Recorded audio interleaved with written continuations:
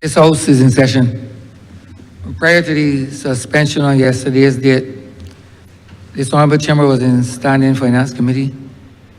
We shall return to Standing Finance Committee. Just on a point of clarity, based on the constitutional amendment which became law on the 18th of December 2025, it made provision for ministers from the Senate to have audience in this chamber and vice versa. As a result, the senator has audience in this honorable chamber. Just on a point of clarity.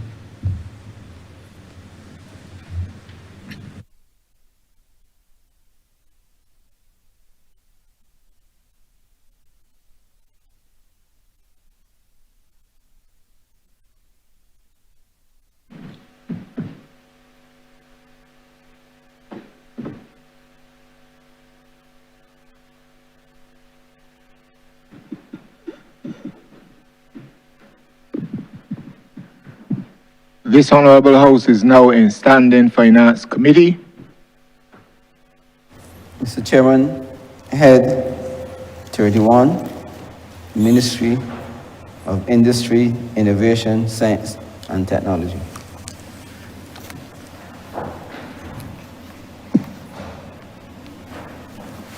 Thank you. Honourable Senator. Chair, I do ask for permission for my team to join me as well. Permission granted.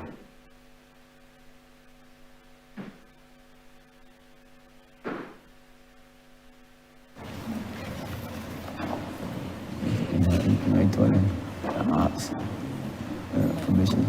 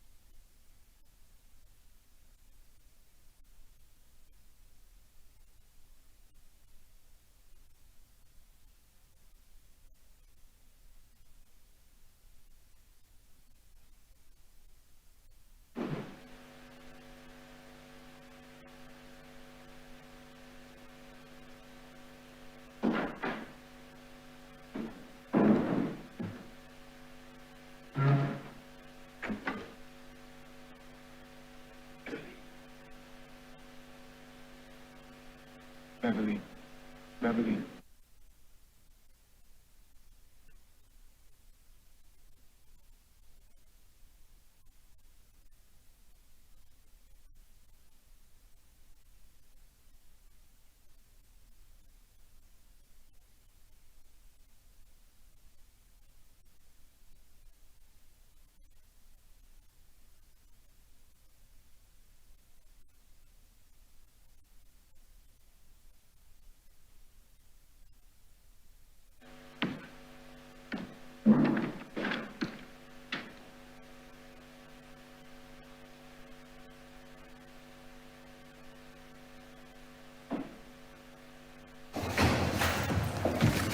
Mr. Chairman, Head 31, Ministry of Industry, Innovation, Science and Technology, in the amount of $187,788,520.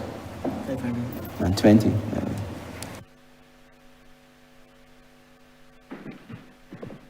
Thank you. Honourable Minister, before I invite you to give your opening comments, let me outline the rules to you, and let me welcome you and your officers to this chamber, and let me outline the rules which govern this debate. You are allowed 10 minutes to give your opening remarks. Once you have given them, the floor will be open to honourable members to ask their questions. You have 5 minutes to respond to each question, or you can designate the member of your team who you wish to respond to the particular question. The member of your team must first give their name and their position within the ministry, and they are given 3 minutes to answer the question. Honorable members are quite aware of the procedure. They have gone through this several times, but we will just reiterate for your, so that you would understand the process, the full process as well. Honorable members indicate that they wish to speak based on the raising of their tile, which I would recognize. And I invite honorable members to ensure that I recognize your tile so that we can move smoothly along. You know the process. And I also let you know that you are given one question at the outset, and then you would have 3 follow-up questions pertaining to the first question that you've asked. Once you've done that, I will then move on to the members of the next honorable member based on how I have seen the tiles being raised. I trust we are clear on that, and therefore I now move to the Honourable Senator to give his opening remarks. Mr. Chair, thank you so much. I'm sure my colleagues might chuckle to themselves because I certainly never imagined myself sitting down in the middle of this chamber. Certainly on the sidelines as a visitor, but I am honored by the trust placed in myself and the support of the colleagues to be able to get to this point. I want to express that what we presented is a reflection of the weight of the responsibility that we understand the ministry has to transform in Barbados and the vision as set out by Cabinet and the government around Vision 2030. Barbados stands obviously at a decisive moment of our national story, of the world, with all that's going on, quite frankly. And all around us, we see that economies are being reshaped at this incredible pace by technology, science, and innovation. And quite frankly, it's probably the most unprecedented speed in human history. But the good news is that nations that were once small players are now becoming global leaders in ways that they couldn't previously imagine. But you have to choose to become a leader in that space. You have to choose to build institutions and infrastructure and choose to have the imagination necessary to compete in this new space. And so for us, we see it not as a moment of threat, although there are valid concerns, but really a moment of opportunity. The Ministry of Innovation, Industry and Science and Technology has been entrusted to help and lead our nation through this transition. And we understand the weight of this responsibility, and we're excited by it. The task is nothing less than to help Barbados leap from its current economic structures, which has served us well, but to go to the next stage of development, we must do more. We must be more digitally innovative. We must advance industry. We must build resilient prosperity. That is the task that we have been set. And so today, the reflection of our estimate submission for this year is really a reflection of a 4-year plan of building towards that, with the first year, 2026, 2027, what we call in the year of better. The vision is straightforward but ambitious.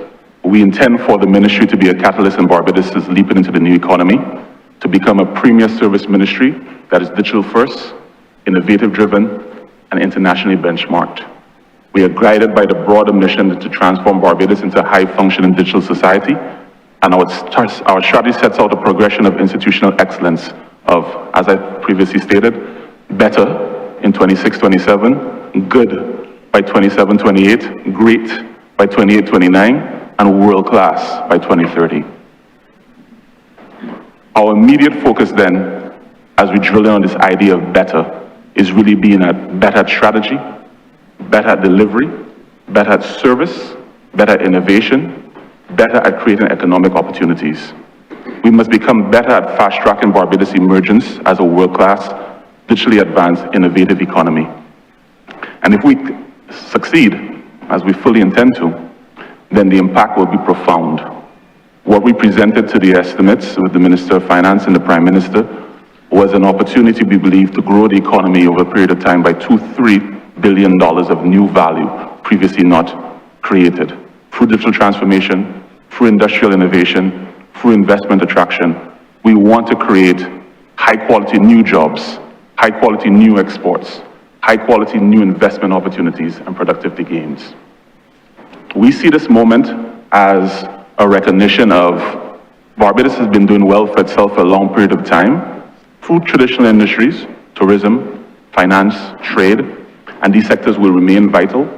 But we have a role, we believe, to not only transform these sectors to make them even more efficient and powerful, but to complement them with new engines of growth.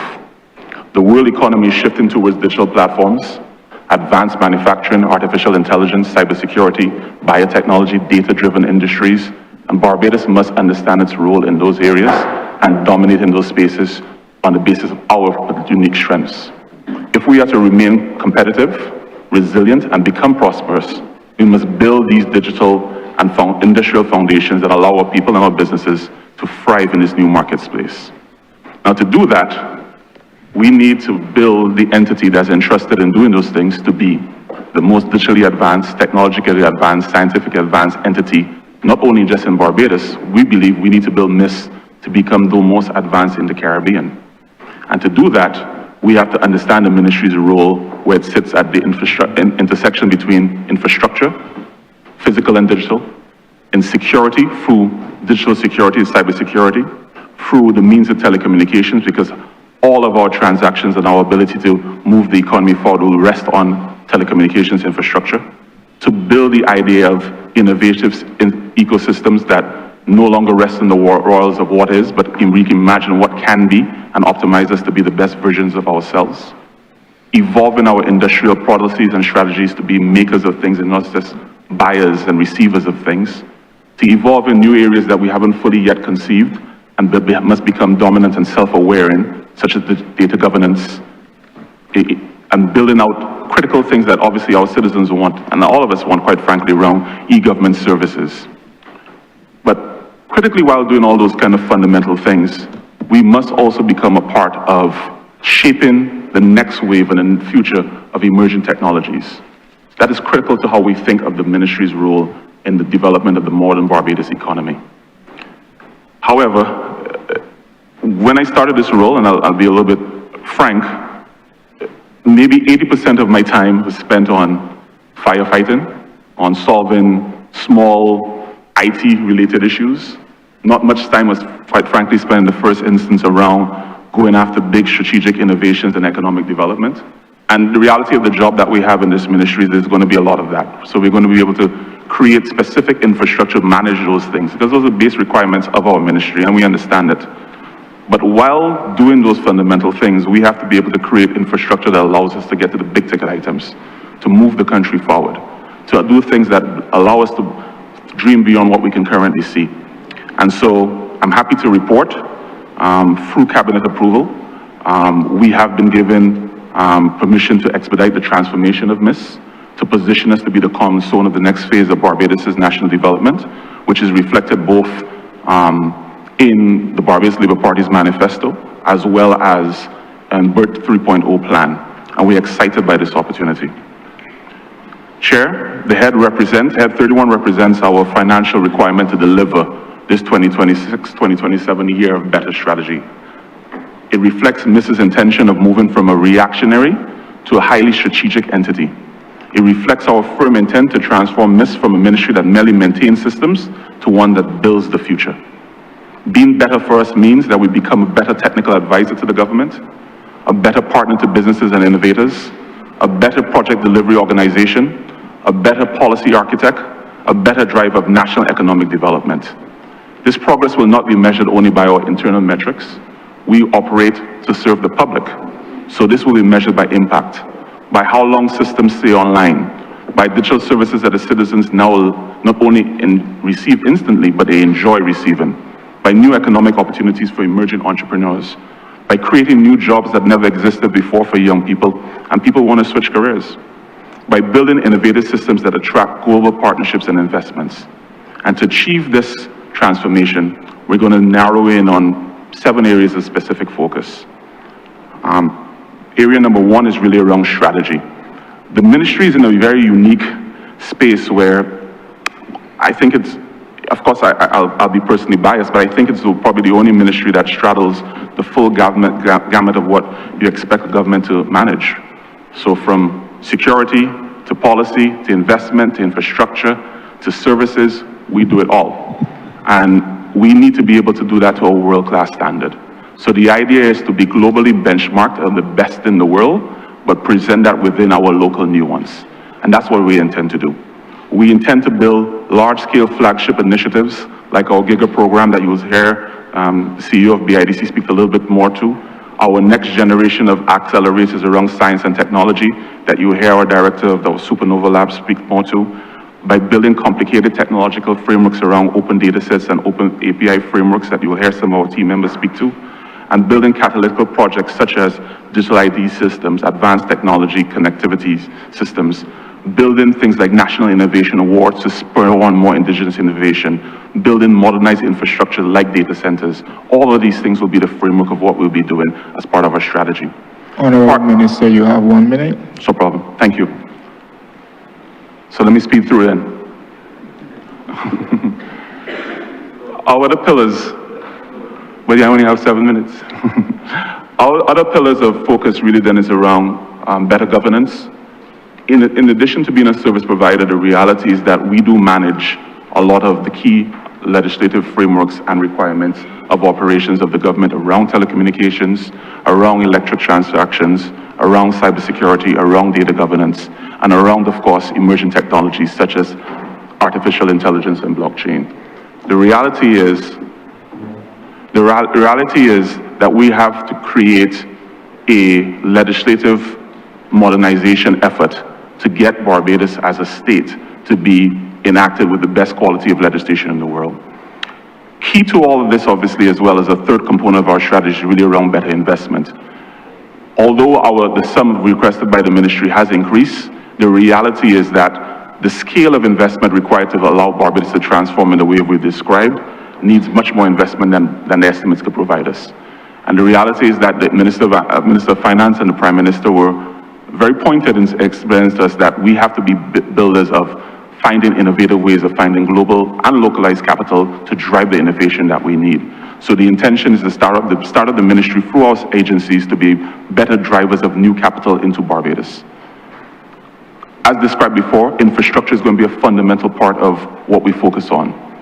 So not only physical infrastructure such as data centers and hardware that you require, but thinking of it, quite frankly, as digital infrastructure in a way that we've never thought of it before. Digital ID as infrastructure, AI as infrastructure, cloud storage as infrastructure. All of these are key components to what modernized states see themselves as. Not only tunnels or roads or bridges, but your industrial framework is built on top of your industrial infrastructure capacity. To wrap up, Mr. Chair, two other critical areas of focus will be for us, the idea of driving better talent. The reality is the areas that we function in require the highest skill, highest paid talent on planet Earth. That's what scientists and technologists are. So the construct of how we attract talent to be able to do in these advanced work from Barbados has to evolve, and from the government has to evolve. We've created a framework that we believe that can drive in exciting talent from local, from regional, and from the world to do extraordinary things for Barbados to advance Barbados forward. Finally, Chair, I think the idea is fundamental to all of this is really the ministry has to provide better operations and be a better operating partner to its government colleagues as well as to the nation. How do we provide a way that we are reliable, a way that we are enjoyable to collaborate with, and a way that provides the country with confidence of what we're building going forward? Mr. Chair, I will go further as during the discussions. But the idea is that fundamentally we are up for the challenge. We believe that we are in an exciting moment in the time of the history of our country, and we are ready to deliver what Barbados requires to get to the next stage. At the end, sorry. Mr. Chair, I ask that we move that Head 31 stand apart. Thank you.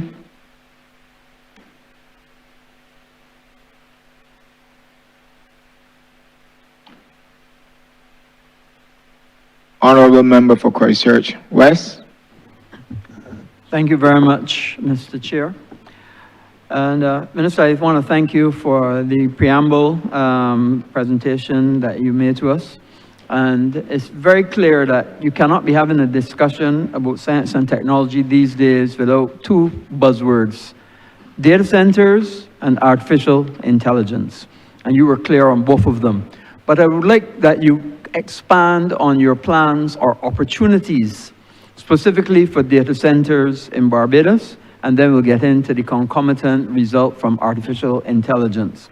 But what opportunities or what plans do you have to be able to develop data centers, to start with, a data center in Barbados?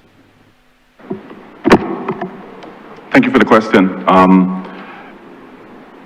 I'll also ask the CEO of BIDC to also tag into the question. But to start it off, I think it's fundamental for the public and everyone to understand that all the things that we enjoy, whether it's via a mobile phone app or on our computers or any digital interaction, needs to live on some infrastructure that is invisible but critical to the functioning of that service. And so it goes over a telecommunication line, it reaches a compute facility that allows the computation to happen to provide you that service. Whether you're taking a photo, whether you're saving a song, whether you're doing something that is much more, whether you're using ChatGPT, all of those things exist on data center infrastructure. And the reality is that we have underinvested in our infrastructure for a long period of time. We heavily rely on non-sovereign providers of those storage and compute capacity to be able to provide us with these key services that we have. With our ambition and the stated desire of the government to digitize the government, we need to, alongside the process of digitizing the government, have the infrastructure in place that allows us to be able to live on our services to live on top of, that our information is stored of, that these things become ours and we keep them in good stead, and they are not subject to any other person's or any other states, quite frankly, whims and fancies around our infrastructure. This is fundamental. The reality of this, however, is that this is expensive, right? You're talking about things that require high level of technological inputs that we don't make, that we have to import, that we have to source, and then skills to maintain and manage them that also are expensive, that we have to do it. Hence why quite a significant component of our budget is reflected around building those data centers. I'll ask the CEO of BIDC to go a little bit more specific around this, the first data center that we are going to be building out, which is in the parish of St. Andrew. Thank you, Minister. So, yeah, speaker's on. So the first data center will be located within what we consider the Northern Corridor. Officer, before you get into your response, Sorry, you need Mark to give Hill, your name. CEO and- of Export Barbados Investment Development Corporation.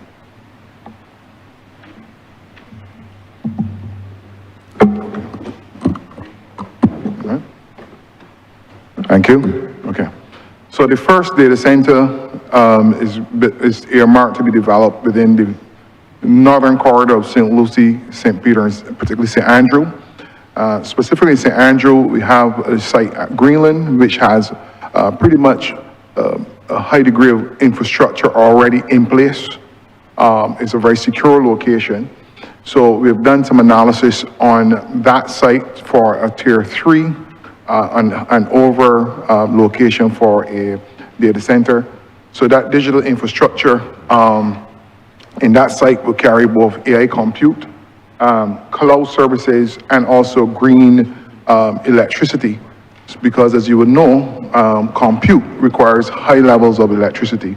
So that location gives us enough space to be able to power the compute and to be able to scale from what we're starting off right now with a 100 kilowatt system, and then we're scaling that to a 15 megawatt data center that whereby the initial 5 megawatts will primarily be owned and developed by government, and then opening up the additional megawattage to private investors. So in the Greenland zone, which we've already began doing the clearing the site and preparing, most of the infrastructure is in place and they're ready, and it's just primarily electrical infrastructure that we have to build in right now. So we've begun, and we anticipate a rapid deployment for that particular first layer of compute. Yes, Minister. Back over to you, Minister. Thank you. So, thank you, Minister, but you did mention the green electricity, and I think you might want to expand on that, because as you said, rightly said, data centers, we call it power hungry. And data centers are very much power hungry entities that need a lot of power. And if we're going to expand multiple data centers across Barbados, of course, it means that our consumption of electricity goes up. And of course, we don't want to consume excess amounts of electricity and then excess amounts of fossil fuel at the same time, because that defeats the purpose. So clearly, I agree with you that if we're going to be powering data centers, we need to power it with green electricity, but you may want to expand for the benefit of the country what exactly that is and how that does not increase the fossil fuel use and is a better way of generating electricity for data centers. Thank you. So with the conversation with data centers, I've spent an inordinate amount of time thinking of electricity in a way that I, quite frankly, previously didn't. And the reality is that you think of advanced infrastructure requirements that, one, do not put a tax burden on the country, and two, do not put an environmental burden on the country. So we had to design a framework that we believed, one, could be financed through not increasing any major difficulties on payers of tax in the country, quite frankly. And then two, we are an island who very much believes in our role in the overall mitigation of climate change and the climate crisis. Therefore, any advent into advanced compute had always has to be designed in our minds using high levels of green electricity. Barbados understands this, of course, through solar-powered electricity. The good news for us is that the quality of panels, the quality of technology, the advancement of it is that solar energy is actually much more cheaper and it's becoming step change cheaper, quite frankly, on an annualized basis, to be able to create high levels of new energy into the country's requirements. Added to that, of course, is that one of the sites that we've chosen has proximity to the ocean. So we actually are creating a series of experiments around generating energy from the ocean to be able to be powered into this green park. The CEO can go a little bit further into it regarding our advent into bio energy as well. CEO Hill? Yeah. So as part of the overall GIGA framework, which means Green Industrialization Gateway Advantage, the data center sits at the foundational level of how we intend to deliver GIGA. So the green industrialization is underscored by the fact that, one, the green space, the green economy, constitute for $7 trillion opportunity globally. But Barbados positioning itself strategically means that we're using green inputs to deliver green outputs, and therefore give ourselves that niche within the overall global market. So as far as the electricity or the electrons is concerned, as Minister clearly pointed out, there are a number of different pathways that we're using to develop low-cost electrons, because industry cannot function without low-cost electrons. So we need to get electron costs as low as possible so that high-value systems can build on top of it. So we're looking at wave energy, two types of wave energy, both using the actual movement of the waves and OTEC. There's also the biomass, as the Minister was articulating, because the Scotland District area is one of those areas that produce a high volume of biomass. Not only biomass coming shore with sargassum, but also biomass through roadside grass, agriculture, river tambourine. So we have a big opportunity to harvest twice. So we can harvest both the sun's energy at the solar level, and directly on the solar panels, we can also harvest biomass energy. And so the data center is designed around both platforms. So we're looking at installing 5 megawatts of PV panels at Greenland, backed with gigawatt storage over time, but we're starting with just 4 megawatts of storage to help feed the compute, but also we're installing just around 500 kilowatts of biomethane output. And all that means is that you're cutting the roadside grass at the side of the road, the stuff that NCC cut and collect. We can collect that grass, put it into the digesters, and the biomethane produces up to 500 kilowatt hours of output as a base load. And so therefore what we're doing is using green technology to feed the data center to make sure that compute stands on its own, because it is the backbone of reindustrialization in this century. Now, industrialization has gone through 4 iterations so far. Industry 1.0, which is about mechanization. Then Industry 2.0, which is scale of mechanization, is about mass production. And then Industry 3.0, which is about automation at a basic level. And then 4.0, which is high-level automation resting on top of the internet and resting on top of digital infrastructure. Now we're moving towards Industry 5.0, which is moving from just automation to autonomy. So therefore, machines are thinking, machines are operating independently, and therefore now with artificial intelligence, you can output a lot more as a country, so that it positions us to be able to produce more as a country, export more as a country, import less, and create better jobs for our people. Thank you. Just add, obviously, we do not have the remit for energy, but with the remit of industry and digital development, we spend a lot of time thinking about the science of electrons in the context of Barbados. That if we were another country that was blessed with abundance of hydrocarbons, or we'd have a different approach than we would have in our developmental track. But we have to be realistic about what we are and how do we optimize what we are for the purpose of our growth. And there is an inextricable link between your capacity to generate abundance of electrons with your ability to grow. So our responsibility within the ministry is really around the science of electrons, driving the scientific discovery, driving the innovation in thinking about how do we create new, cheap, abundant electrons for the purpose of power and our development, specific around the things that within our remit. Thank you very much, Minister.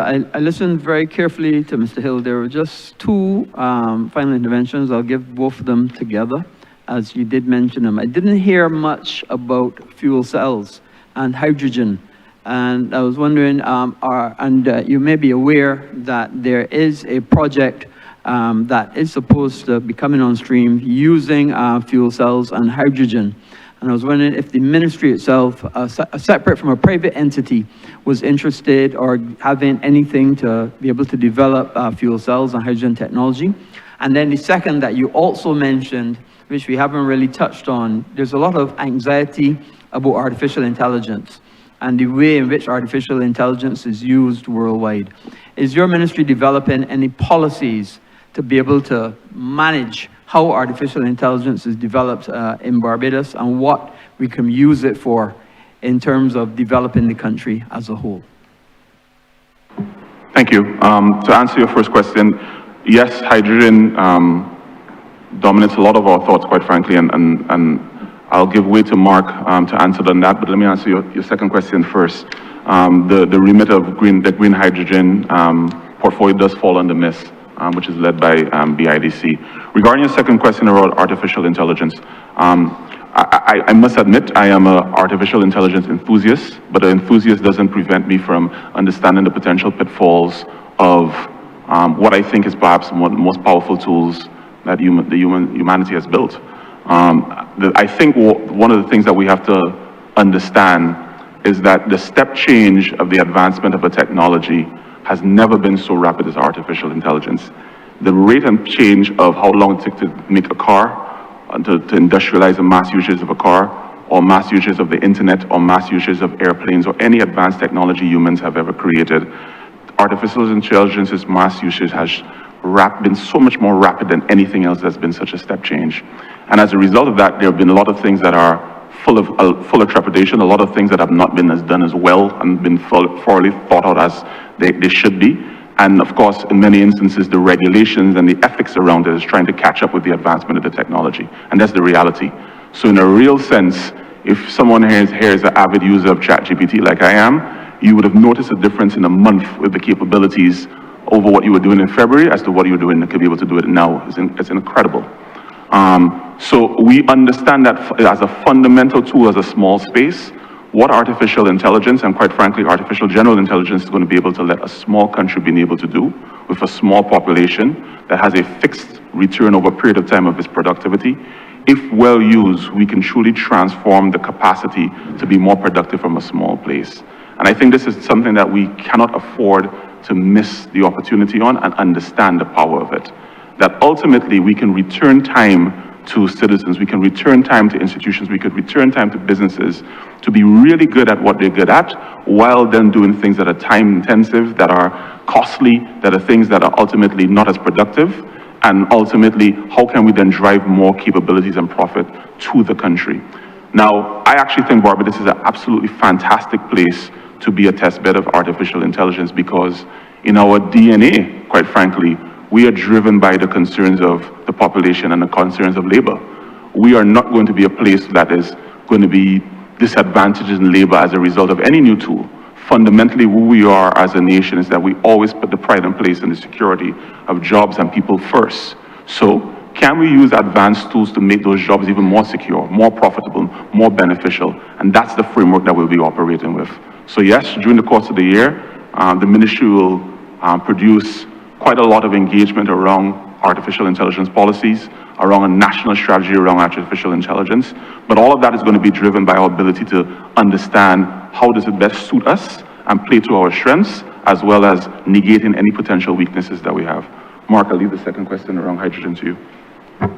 Yeah. As it relates to the second question around hydrogen, the objective is the lowest costing electron.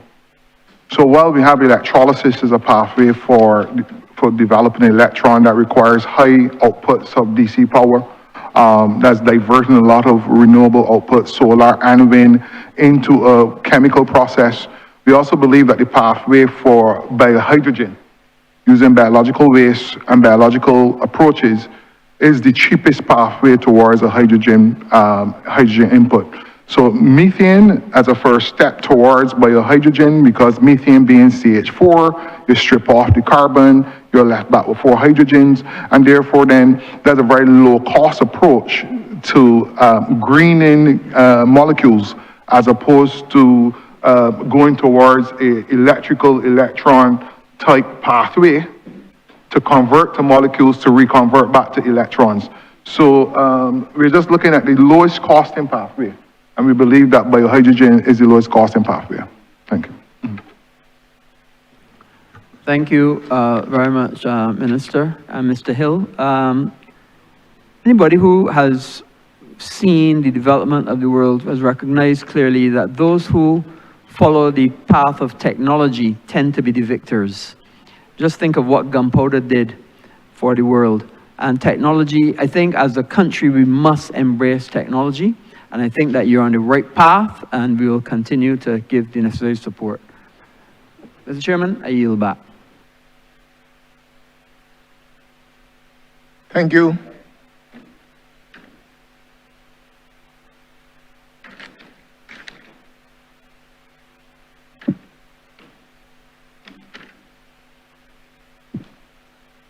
Honourable Member for St. Michael South.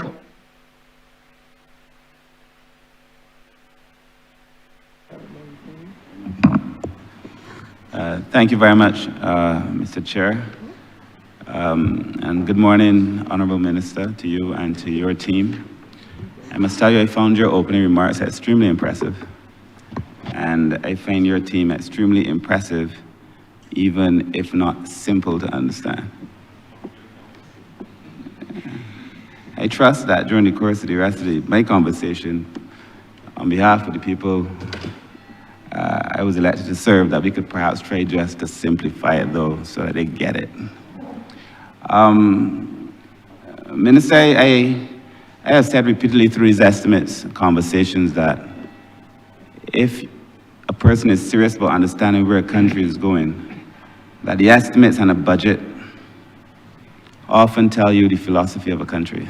It tells you what the country believes in and the direction in which the country wants to go.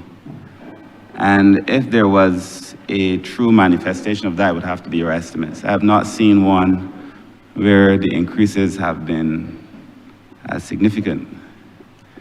And I fully embrace it, particularly considering what you said this morning and the role that I think your ministry must play. Your estimates have gone from about 77 million in 2025, 2026 to 193 million. That is no walk in the park.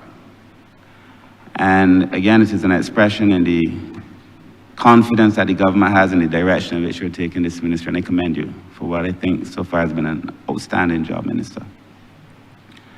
But my question, having looked at the estimates, relates particularly to how does this translate into the lives of ordinary people.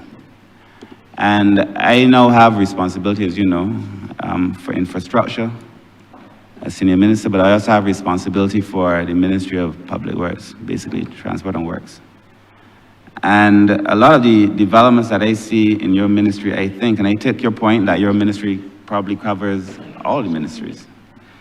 And for this to have real meaning, these numbers, your vision must affect ordinary people. And so when I study infrastructure, my question to you really, my first question to you is, how would this impact on government's capacity to be able to deliver to ordinary people, particularly around the infrastructural space? How do you see these increases, this allocation, improving all of the various ministries? I take your point that we want to continue to live in a world that has passed. And I think your ministry is going to have to drive a lot of this meaningful change. I mean, I'll probably ask that other question in a follow-up, but just explain to the public, how do you see yourself and the role you think you could play in infrastructure development particularly, but in relation to advancing the lives of people generally, because people fear in technology, and I think they need to know that there are tremendous benefits to it. Thank you for that, Minister. And so I want to anchor my response in the fact that the reality of the ministry, which covers technology and science, is going to be dealing with a lot of technical topics.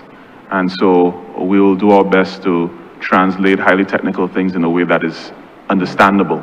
And quite frankly, one of the core messages at my weekly management meeting, and the team could attest to it, is really that none of the things that we are attempting to do last year or will attempt to do this year is in the purpose of just vanity. It is driven for the fundamental purpose of benefit in the lives of Barbadians every single day, and making it just easier to exist here, and quite frankly getting to the point where it's beyond just easy, it's enjoyable to exist here. And so I could go, quite frankly, ministry by ministry, sector by sector, of thinking how, if we are able to do anything near what we intend to do, people's lives will be improved. If I think about the work that we're doing right now with the QEH and the health information system, the reality of us, a lot of us have experienced ourselves or family members who go to the QEH and they have, unfortunately, experiences that are not as great as they would like, and that is a result of so many components of that process being manualized. From asking a person multiple times, what's your mother's name, or same information that you've given when the shift change, all of that because you do not have the digital infrastructure to be able to make a one-time interaction.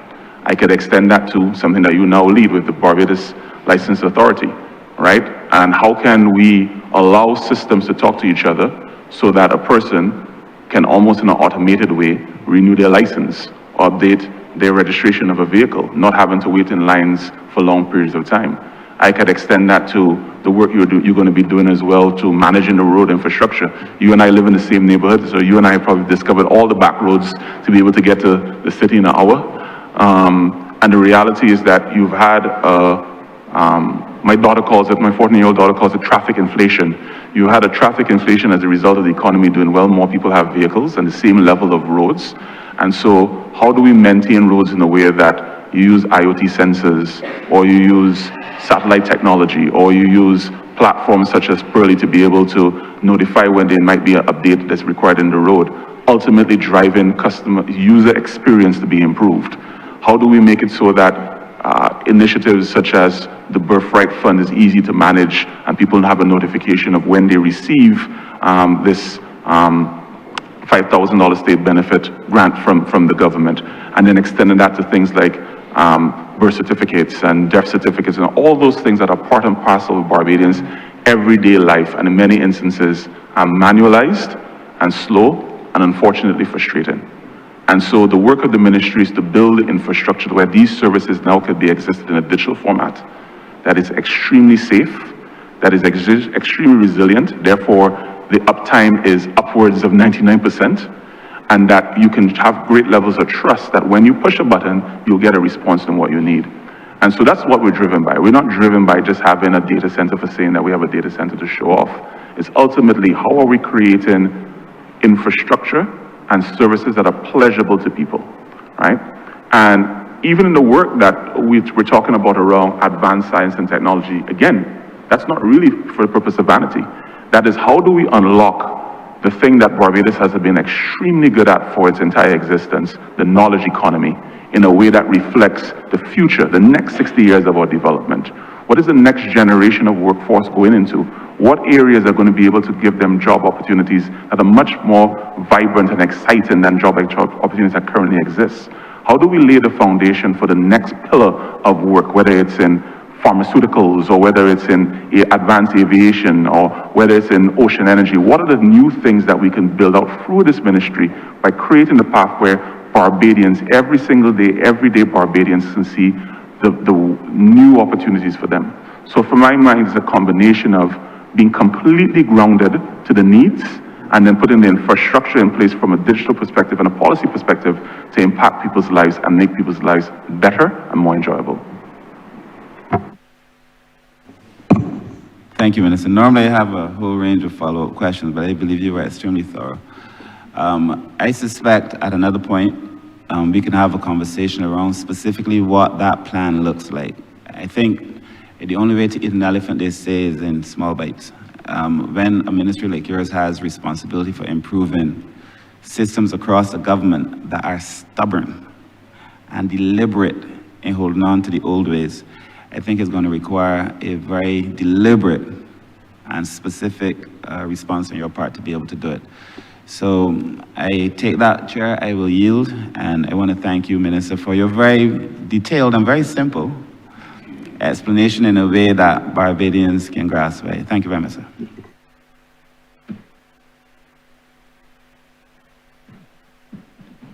Honourable Member for St. Michael Southeast. Thank you, Mr. Chairman. Good morning to Minister and to his entire team.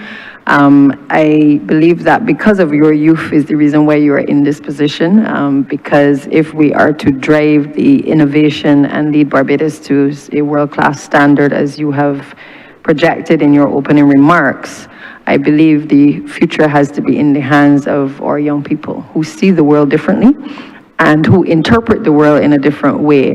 So to whom much is given, much is expected, Minister. That said, one of the pillars on which the ministry has been evolving is being able to use the exuberance of youth, but also the professional experience of a number of our young Barbadians to be able to drive innovation and to develop industry in this country. And I recall being very excited when the paper came to Cabinet about Future Barbados and the opportunity for young people who remind me of myself when I first came back from the UK from studying, who was very bright-eyed and bushy-tailed and certainly wanted to give back to my country. But unfortunately, you felt at times that Barbados was not ready for you because a lot of what you had learned on your degree, we were not yet ready to be able to make that transformation. And so many young people slow down, they turn to other areas that are perhaps more straightforward to be able to dive into, leaving behind obviously a lot of what they have learned with the experiences abroad. And therefore Future Barbados for me meant that we had now an opportunity to harness a lot of our Barbadian students, a lot of our Barbadians living abroad, to be able to innovate and find solutions for everyday life for Barbados using the technology available. So my simple question to you, Minister, is that when I look at the estimates, I am seeing under Future Barbados sub-program 33, I am seeing under professional services an increase from 1.5 million to 3.2.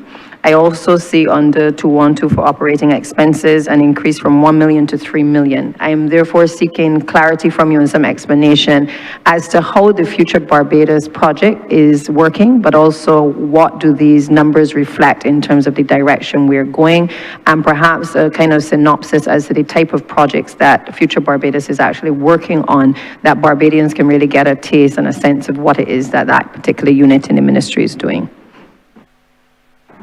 Thank you so much for that, Minister. I am dangerously over the limit of being young, unfortunate for me. But I do remember, of course, I'll overshare a little bit my enthusiasm at the time of getting the Future Barbados people over the line when I had a previous role as Chief of Staff. I'm very proud of the work it has done, and I'm very proud of the fact that being asked to take the role I have, the Prime Minister and the Cabinet has agreed for Future Barbados to leave the Prime Minister's office and come to this ministry.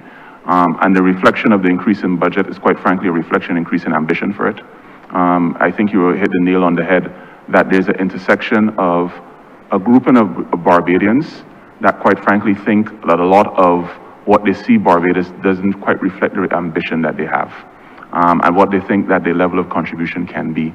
And it is sizable enough that we felt it was necessary to create a way that persons with abundance of skills and opportunities, but perhaps not with the experience or the contacts or the reach yet, to be able to make a deep contribution to the advancement of the country, of the government specifically, that we could build a specific program around it. And the reality is that we've engaged with hundreds at this point in time, right? Through all types of different engagements, through our accelerators, through our calls for talent, for our calls to innovation, through our programs from the ocean to sports to all range of different things, right? Who have made contributions from policies to projects to inventions to all types of different things that have become part and parcel with advancing the country. The Cabinet received a presentation from a young member of the first cohort of Future Barbados, I'll call his name Christian Payne, from your constituency actually, who moved from thinking about ideas now to building a platform where we actually run the finance of our ministry from. And there will be adoption for wider usage around different ministries, right? That came out of Future Barbados. Your current head of Fisheries Division was a member of the first cohort of Future Barbados. They're board members and all types of different contributors who are members now of former first grouping members of Future Barbados. And so we're proud of that initial work, but the idea is now to scale. Right? And the reality is that we believe there's an intersection between the ministry's mandate around science and technology and the fact that there has been a dearth of opportunity for persons who have graduated out of the University of West Indies with science degrees to have science degree jobs and technology jobs in Barbados. So how can we use the pillar of the innovation component of the ministry to in fact be that catalyst for new opportunities to be created? Can we create a situation where in fact we are a content studio, we are a technology studio in the ministry where people can come into the ministry with short-term engagements to be able to build things that move the country forward, right? So the significant increase in 226 is a reflection of that. How can we get a series of short-term engagements, quite frankly in the hundreds, where young Barbadians who are full of ideas can answer calls of innovation and create new products and tools that could be demonstrated, if of high quality, of course, within the government, right? So solving problems, anything ranging from agriculture to health to oceans to roads to whatever. They are full of ideas and full of possibilities, and so we see ourselves as a platform to be able to do that. That's one. Critically, the ministry also has a duty to express Barbados's position on our very specific contribution to global impact innovation. We are proud as a government of the work that's been done, for instance, on the Bridgetown Initiative, which is conceived in Barbados, led by a Barbadian and has become adopted by the world. Are there other areas of impact innovation that we could be creating from here and telling stories to the world? I think that's a fundamental component of what Future Barbados expects to be doing in this next phase and iteration. And finally, and I'll defer as well to the head of Future Barbados, to Maisha Heitel, who's with us today, is we also realize that innovation doesn't happen in a vacuum. Innovation is best suited where people with a wide variety of ideas can coalesce, can have shared values, of course, but a variety of perspectives that can exist and build things that are not previously conceived of. So can we attract global thinkers to Barbados who share our ideas, who want to build new initiatives and are grounded in making them Barbadian, so the IP and the new ideas are based here, but working with Barbadians here to be able to create things that are for the world, but conceived and developed from here. And so you see the scale of the operation expenditure is also around that, building specific challenge calls around Prime Minister's Innovation Awards, attracting global talent to be doing the interesting things, working alongside Indigenous awards to be able to have Barbadians creating things that could extend out to the world as well. So we have a lot of ambition for that. Tamaisha, I would invite you to say, share anything as well. Good morning, colleagues. Tamaisha Heitel, Tamaisha Heitel Harvey, Director of Future Barbados, as on the screen. Future Barbados is still here, and we have grown, as the Minister has noted. And we are in the process of, we've completed a health tech incubator with talent across the region to develop health technologies. I'll slow down, yes. I'll take a breath. The health tech incubator has completed. We'll be launching the ideation stage, the MVP track of actual health technologies built right here in Barbados to be piloted in the public sector. We'll be working with the Caribbean Science Foundation for the Caribbean Science Summit, first ever, which will give that opportunity to bring together science and technology talent from here and the diaspora to meet in person and online, and that will be in June this year. One of our key challenge areas will be mental health and building challenge teams around finding solutions for mental health. And so social impact innovation needs ideas, and it's not just youth. We want agility, we want new ways of looking at things, and it's not just technology, it's how does technology and policy come together to activate the solutions and continuously build the solutions. So that's where we are. We're still here, and as the Minister said in his opening remarks, we work across the ministries and support all the ministries because innovation happens when policy and people meet to find the solution. Thank you, both Minister and Director. I think what I want coming out a bit more is the fact that you are still here and the project specifically that you're doing, because I think by your energy alone, Director, which all of us have had the pleasure of feeling in Cabinet, the loud voice and burst of energy, I think that has the potential to also inspire other young Barbadians as well to get on board. So I would hope that coming out of these estimates, not only do we continue to explore the professionals and the teams to be able to come in to drill down and to find the solutions, but that we also take a moment to promote the work that is also being done within that particular unit. My next question relates to BIDC. And again, this is an agency that for many years, I think perhaps has not had the attention that it requires. It has helped a number of people to be able to develop business, certainly to develop our motto, the part that speaks to industry. In the last few years, obviously, we've seen a greater thrust in trying to build out small enterprises and micro enterprises. I see under the professional services, we have about 2.5 million for this year. Despite the summary actually speaking to 316 being grants to public institutions, there's actually nothing in that column. I'm not sure if that is an error, but I would assume that there is a grant to public institutions that is to be allocated here.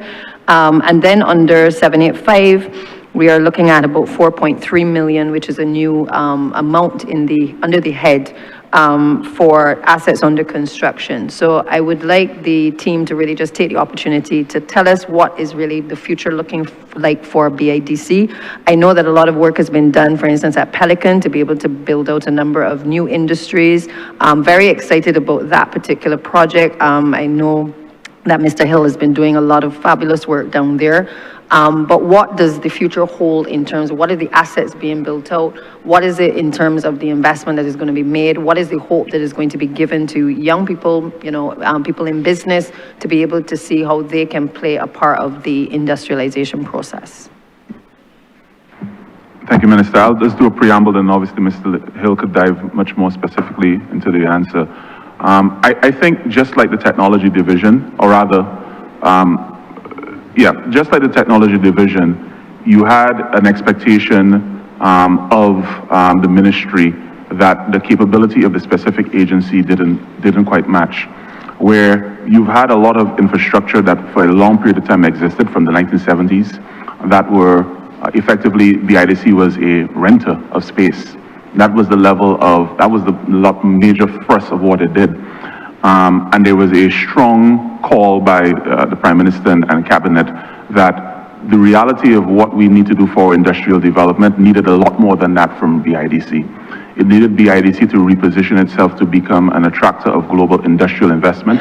It needed to be BIDC to refurbish, refresh, build out a new type of offering to a global market that made it interesting, where people can build new and dynamic products from Barbados and export to the world. It needed BIDC to be an entity that interacted with the local reality around cost of living and cost of production and all those things, that it became much more competitive to be building things from Barbados. And so the budget reflects, or the shift of the allocation of the budget, because the total amount is in around the same, it reflects the need to bring in skills and specific focus on infrastructural development to allow the level of innovation and allow the level of evolution that the IC requires, or the government, the country requires.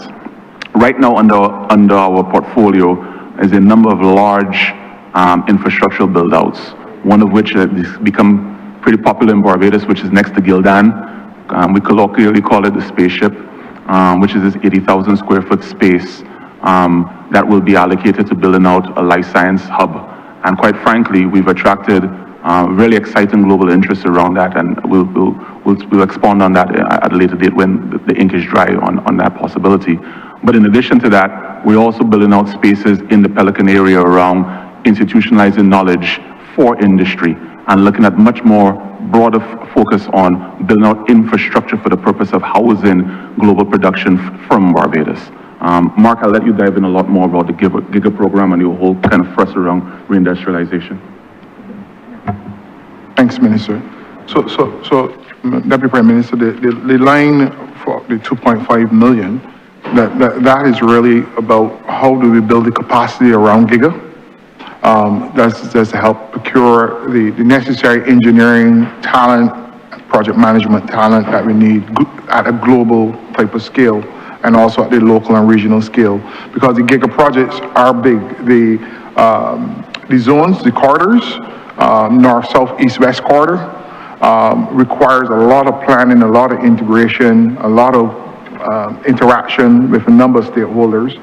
And then the actual zones themselves, the north zone in St. Lucie, where we're forecast to have not just the data center interconnecting, but also to advance manufacturing in that place.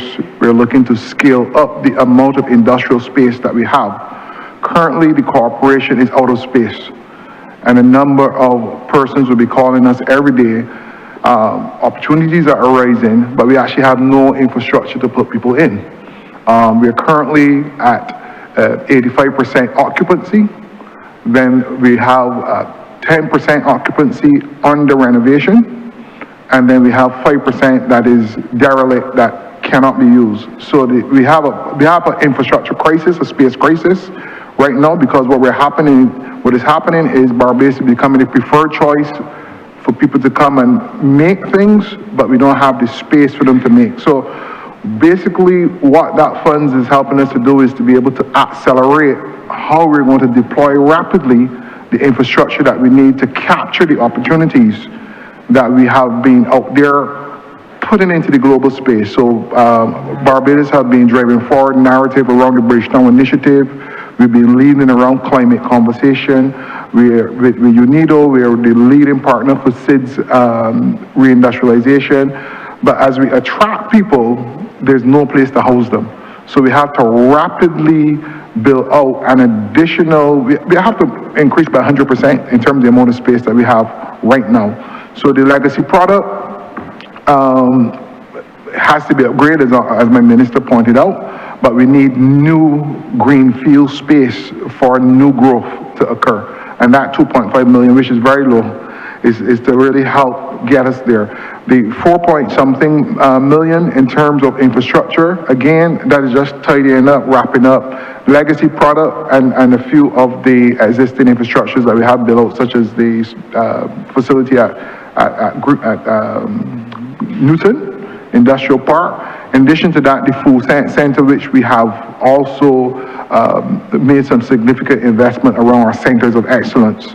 That funds will also be used to help equip the centers of excellence that are necessary to help small businesses to be able to scale, to help householders with their particular recipes to be able to get their output out to the supermarkets.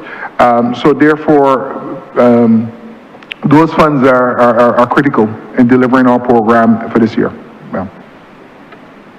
Minister, if I just follow up, it's important for us to frame out that our expectation is not $2.5 million is going to allow us to create 100% of increase of the infrastructure we have. It's really around procuring the talent to be able to build the infrastructure in terms of engineering and design capabilities, as well as the investment team to be able to then raise the investment to be able to finance those things. So I just wanted to make sure that was very clear and well received. The idea is, how do we enable the entity in BIDC to be able to position itself to be able to then get to the point of building out the infrastructure? And so that's where the funding is allocated towards. Yeah, I thank you for that, both Minister and CEO. Again, I think always the concern here is that while we're doing the big projects, that there are a lot of fledgling businesses and entrepreneurs who are trying to tap into the resources to take their product bigger, to reach that level. And often they're not perhaps sure exactly how to tap into those resources. So I think having two levels of being able to help lift those persons up, I think is going to be critical. I would make the point as well that, I mean, I've shadowed the Ministry of Business, certainly when I was in opposition, and I keep a keen eye on visiting the various expos, even recently with the AgroFest. And you see a lot of products which potentially could be exported. Yet, within a weekend, these things are broken down. And again, unless you are keeping your eye on the ball in terms of following up with where these persons are, many times we don't see them again. So I appreciate that you are building out spaces, hopefully to be able to target a number of those individuals.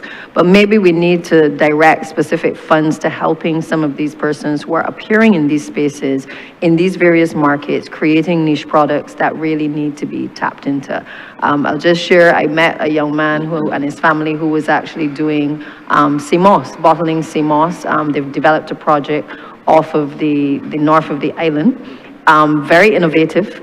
Now bottling it and sending it to the supermarket. But again, to me, we should be, again, on the ball, you know, in that space, trying to see how we can basically capitalize on products like that and certainly get them on the supermarket shelves in, you know, a Publix in the US or elsewhere. So again, I think the two-pronged approach is very important.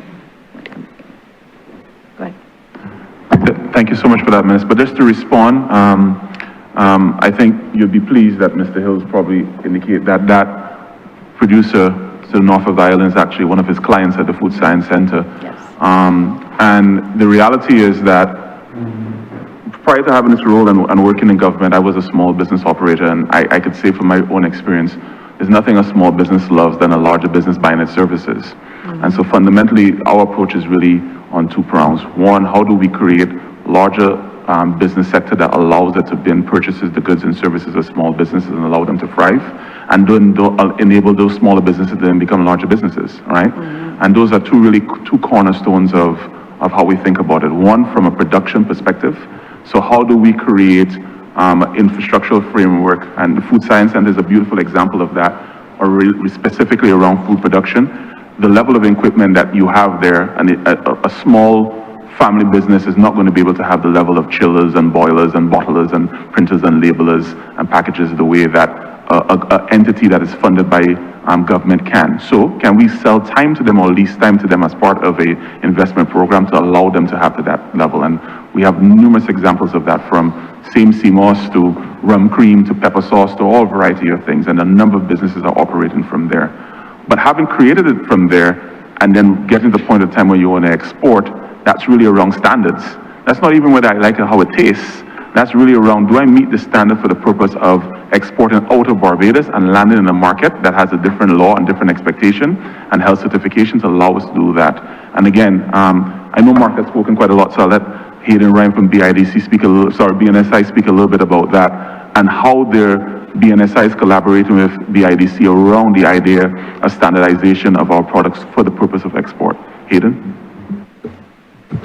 Yeah, thank you, Minister Hayden Ryan, Director of the Barbados National Standards Institution. And thank you, Chair, for the opportunity to speak in such an honorable chamber. So just to respond to Minister, yes, I mean, most Barbadians, we don't really think of standards in our daily lives, but standards do benefit everyone every single day. They help to ensure that our roads last longer, hospitals operate efficiently, the products we buy are safe, and that our businesses can compete in international markets. If we are serious about being world-class, like has been mentioned, and to be globally competitive, we certainly have to be serious about the quality of what we produce and the quality of the services that we deliver as well. Mm-hmm. So in this particular case, we have partnered with the BIDC because we have wonderful entrepreneurs doing wonderful products in Barbados, as you know. And some of the small technical trip-ups that they encounter, they need the guidance of standards. I'll give you an example. If you want to label your CMOS and have it satisfy international labeling standards, if your font size is below 1.6 millimeters, and that's according to the lowercase o in the alphabet, the product cannot leave our shores, you know? A technical nuance that the producer may not know. Now, does that impact the taste and the like of the CMOS, even the demand? No, but you won't be able to export. Small examples. So what we've done is that we've ramped up, especially this year, again, in tandem with the BIDC, so that all of the producers, all of the manufacturers have the requisite training and understanding how to meet international standards, so that it really becomes part of our DNA, where we're not just thinking about numbers and quantity, but we are really focused on the quality in the conversation, because that's where our competitive advantage lies. Thank you. Thank you, Minister and team. I will come back in a bit later because I think I have taken up quite a bit of this morning's discussion. Thank you.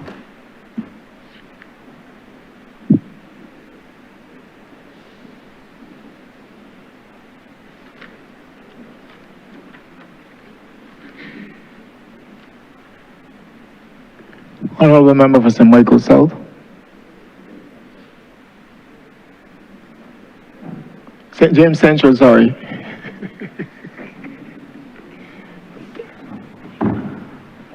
I'm ever so grateful to be noticed, Mr. Chairman.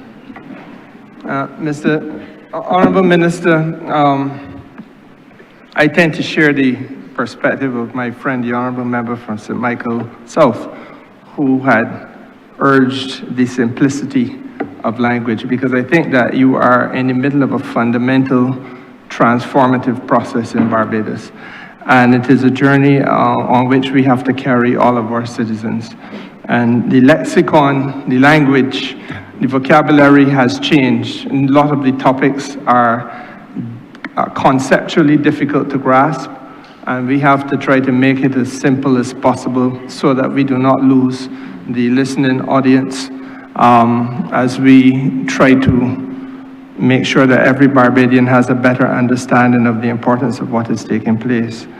I wanted to speak to you on two matters. The first one probably is a continuum of where we left off with the previous question.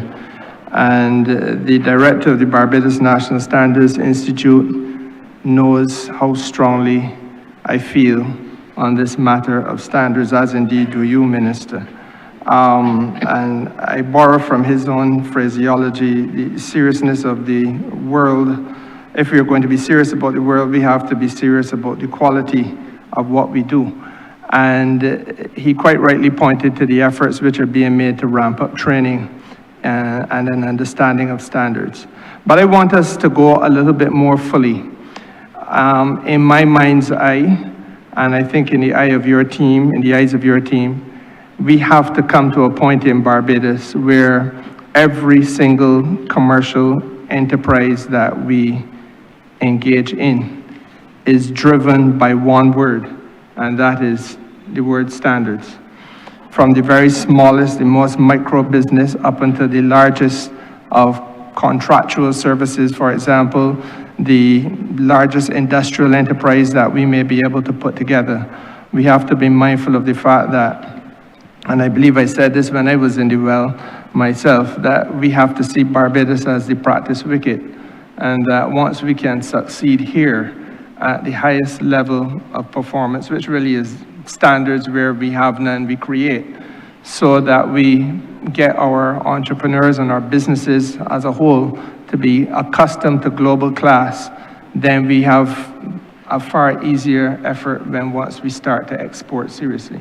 But I want you now, I want to invite, if I may, the director himself to speak to where that vision will ultimately take us in the context of a quality economy, an economy which rests on standards and the quality of that which we do. Honourable member, let me just give you a slight correction. The minister has the authority to call the director. It shouldn't come from the floor. It goes through the minister. Thank you. So I will ask the minister if he would be so good as to speak to it or find a member of his team to whom he would wish to refer it. Thank you, sir. Thank you, Chair, and thank you, my senior minister. And I will, in fact, defer shortly to the CEO of BSNI. But just to say that, of course, we've spoken quite a lot in this chamber and the other chamber about the idea of becoming world-class by 2030. But that is a standard that we have to achieve. So it's not just a term. So when I use the phrase better, better is a standard. You have a certain benchmark and you make a reality of where you are right now. You indicate a number in terms of satisfaction or space that you want to reach, and you create a deliberate plan to be able to achieve such. So I agree with you wholeheartedly that it's a fundamental component of everything that is going to be part and parcel with the evolution of our ability to become resilient and prosperous, our ability to center ourselves around becoming a standards-based economy. So Hayden? Thank you, Minister. Through you, Chair, I am always heartened and encouraged by the passion of Senior Minister and my Minister on this topic of standards. It is no secret that behind the strong economies and the competitive economies, behind that is a strong quality infrastructure. And when we speak about quality infrastructure, we're talking about the system that really ensures that products that we buy are safe, and the services that we receive are reliable, and that the infrastructure that we build is really what we call fit for purpose. Now, the BNSI plays a critical role in this system by developing standards which, again, would be suitable for a local context, by testing materials as well, and really by ensuring that the goods and the services used across our country meet internationally recognized levels of quality and levels of safety. Now, in Barbados, when it comes to service, for example, and there are different views on the levels of service that we receive in Barbados, but too often we talk about service excellence, and we reduce it to politeness and friendliness. While those are important, true service excellence goes much deeper. It really means that services are designed, they're delivered, and they're evaluated according to clear internationally recognized standards. The BNSI Service Excellence Standards, we've developed a suite of standards for service excellence, and that really provides a framework to help organizations design better services, and helps them to measure that performance as well, where then they can continually improve the customer service experience. How does that benefit us and our businesses and our industries? Well, it ensures consistency. Many times, smaller businesses fail because in January they have a certain product or service, but when you like it and you return in May, you get a slightly different experience. So consistency, maintaining that high quality of service, whether someone is arriving at the airport, Chair, or visiting a government office, or even just doing business with a local company. We have to make sure that we maintain certain levels of service.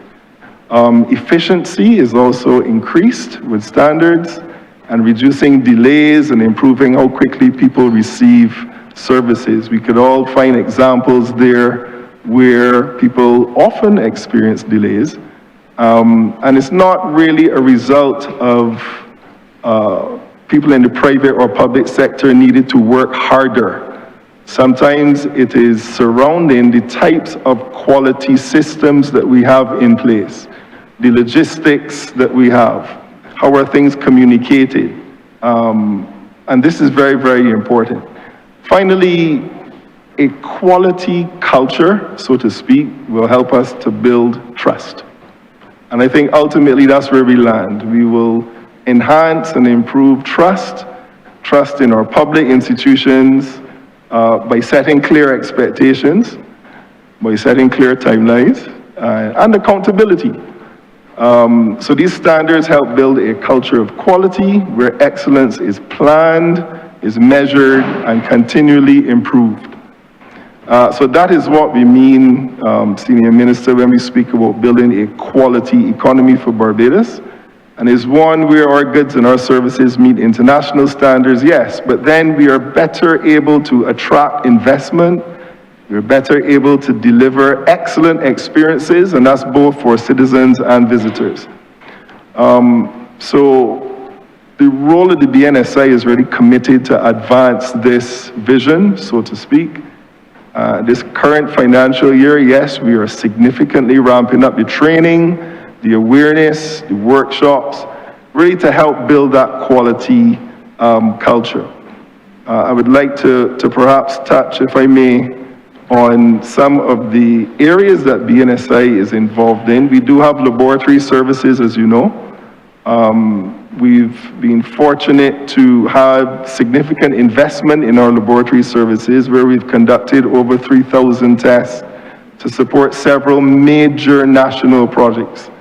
And this really helps to ensure that the construction materials meet required standards and that buildings and infrastructure are safe and durable. So for example, BNSI supported the development of Cargo Berth 6 at the Barbados port, helping to ensure that the port remains safe and reliable for trade. Testing was carried out for the Royalton Hotel development, a lot of the major infrastructural works. This supports the growth in tourism. It also helps with job creation.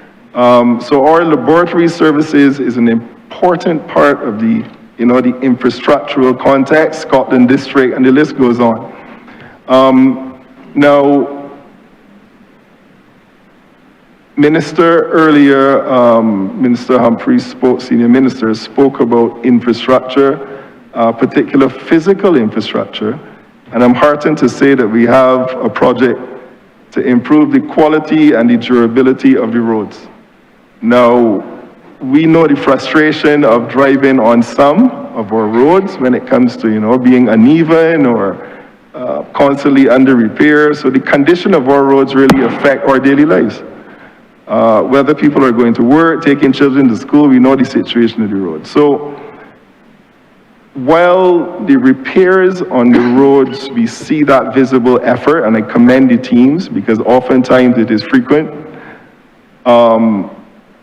The most important factors affecting how long our roads last is the quality of the material used to lay the roads. Now, over the years, we have increased pressure on our roads. More vehicles, heavier vehicles, more importantly. The weather conditions have increased significantly over the past decades, okay? All of these factors place stress on our road surfaces. So we need the science supported by our laboratory testing to develop new mixes which are more adequate for our situation.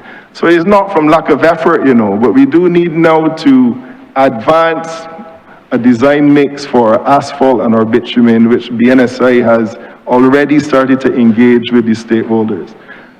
Some of the discussions have gone as far to say that we will have rubber, you know, the tires that we use, yes, and PVC as well, you know, and all of these scientific innovations help to strengthen, you know, what we need to do in our country given our context. So that is the kind of support, Minister, that we are already, you know, running forward with. Again, making the effort that we do in a country not just increase in terms of, you know, do more, but be more innovative when it comes to quality and standards. Thank you. If I could just add before you go, Senior Minister, is to the point raised by yourself, Senior Minister Humphrey, of landing the highly technical work to impact people's day-to-day lives. This is a very pragmatic example of it, right? So how do we manage the quality of inputs, which is chemistry, right? And having tests run to understand and form and model out the impact on people's wear and tear of the roads and their lives, extending that to food, extending that to building materials, extending it to everything, so making it highly pragmatic. The other part of it that CEO didn't say, but it's true, is this idea of better, as I said before, is a standard. So he knows this. I've asked that whatever is an ISO certified ministry, let the MIS be the first test tube of that being so. How fast do we pay people? How fast do we deliver responses on complaints? What's our quality of infrastructure? How do we manage our cybersecurity? All of those things will be judged by a standard. Let us become the test bed for what that looks like, to stand up a high quality ISO certified ministry, and then offer that to the rest of the ministry as a test example of what that can be. So delivering pragmatic use of the power that resides with BNSI to making lives better is what we're going after.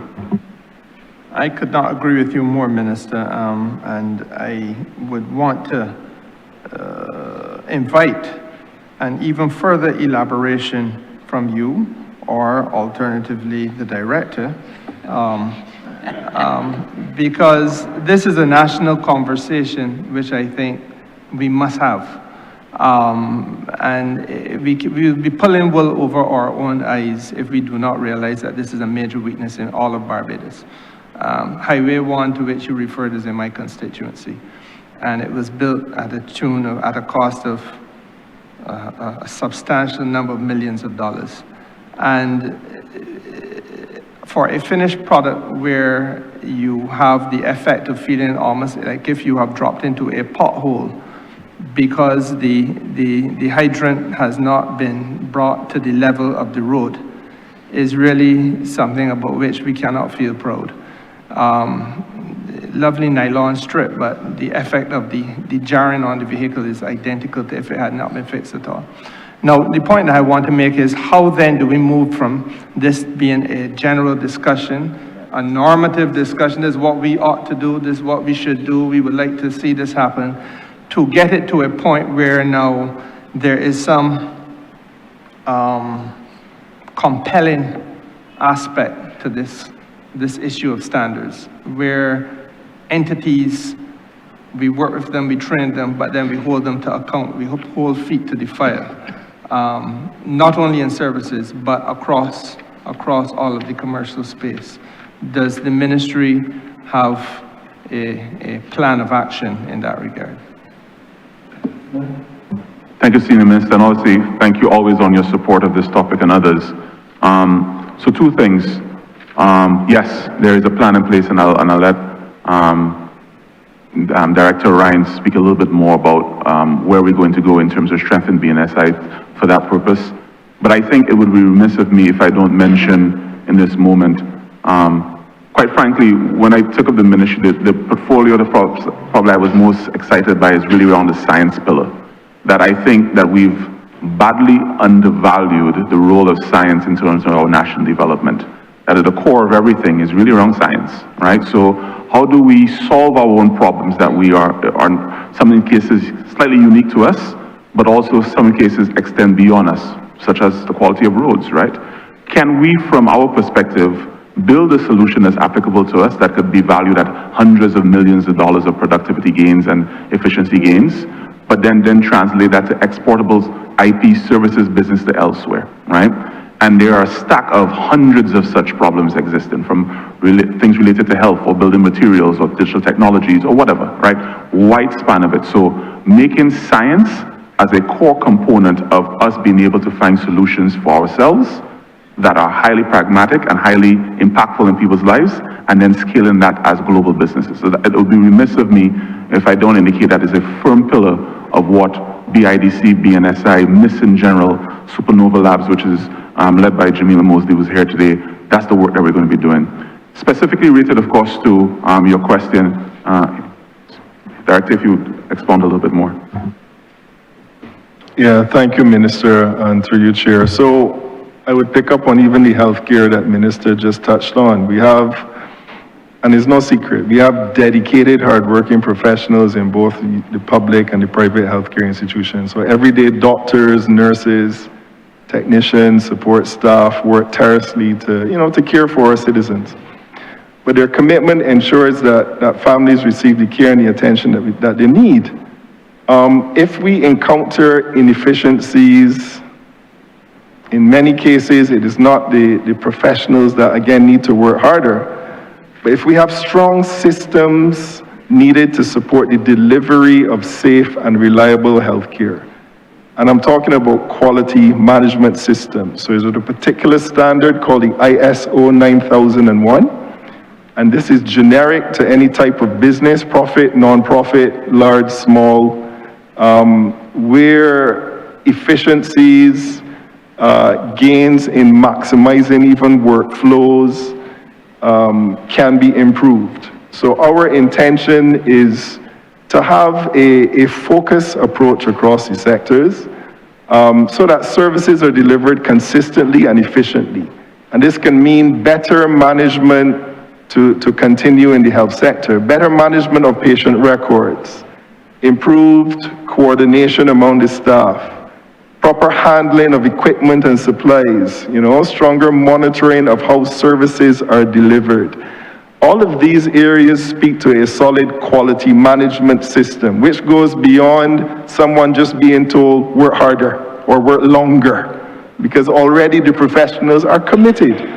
But if we can revise and improve our quality management systems, that is where I think we would get real gains. And Minister and myself, we've discussed going as far as to have a new unit within MIST, which would be, I don't want to use the word enforcement, but a standards compliance unit, so to speak, where you have a third-party impartial team that is holding accountable the entities who have decided to implement recognized quality management systems. Not in a punitive way, not for penalties, but more so to be able to monitor so that we can improve. So if we're not measuring according to standards, it is very difficult to have improvement gains. So we're really looking forward in this financial year to have those types of exercises delivered. Thank you. Just as a slight, I was in a meeting where you, Senior Minister, described Mr. Ryan as someone who, you said hides his light under bushel. And I think that was the phrase I used. Yeah, and I think he's not fully framing out, quite frankly, the impact of the work that they're doing on a day-to-day basis. And just pragmatic things, like you take a trip somewhere and you put your suitcase on a scale, someone has to calibrate that scale to make sure that your 50 kilograms is in fact full of 50 kilograms. You go to the hospital and you have all types of measurement tools, whether it's for blood or whatever, and you have tools that need to be calibrated so that when a doctor sees a reading, the reading is in fact correct, right? So the level of work of BNSI to ensure that fairness and quality happens around the measurement of the unseen things in people's lives, that if not well managed, will have disastrous effects on people's lives. I think it's a bit of an unsung hero, quite frankly, and it would be remiss of me not to mention it here now. And I share your view, Minister. I had that view when I was first in this particular role of this ministry that I now hold. And I certainly, as senior minister responsible for the productive sector, I have come to understand that the BNSI really is an indispensable part of growth and competitiveness in Barbados. But whenever we talk about it as a country, whenever we talk the language of growth and competitiveness, we very seldom, if ever, focus on the national standards of the country. May I shift gears then to another matter which turns on intellectual capital? Honourable I had two questions. Follow up question, not new question. Follow up, so you have to give way to another member. Mr. Chairman, I do not know what happened between yesterday and today, but you and I seem to have found divergent paths. But as usual, it is my nature to be very humble, sir. I will do as you insist. Honourable member, it has always been three follow-up questions. One question, three follow-up questions, then you come again. Thank you, Honourable member. Honourable member for Christchurch East. Mr. Chairman, I beg to move that you do not report to his honor the speaker progress. I beg to leave this again. The question is that I do not report progress to his honor the speaker and beg to leave to sit again. All honourable members in favor, say aye. Honourable members against, say no. Methinks the ayes have it.